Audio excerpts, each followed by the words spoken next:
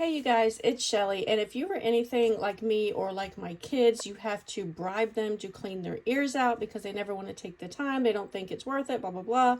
But we all know that we have to clean our ears out. So I was lucky enough to be asked by the company to get this earwax removal camera kit for free in exchange for my honest and unbiased review.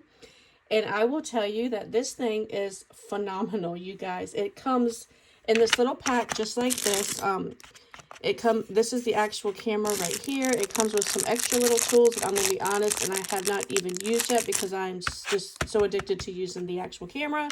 It comes with the charging cord, which I haven't even had to use because it came charged, and we have another charger that works. It's just your standard USB type cord.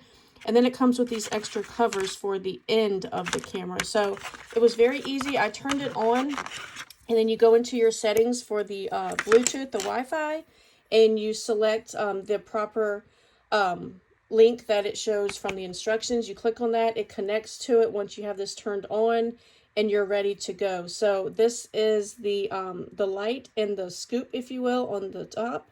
And you would just put these little covers on there like that, and you're ready to go. And it is amazing what you get out of there. I will be honest. It's a little bit gross, but it feels so much better once you get it done and get it out of there. And it's so easy to use. And back to the kid thing, I turned it on in the camera and my kids can use it. Obviously, it doesn't hurt because they're in control of what they're trying to get out or where they're going in their ear.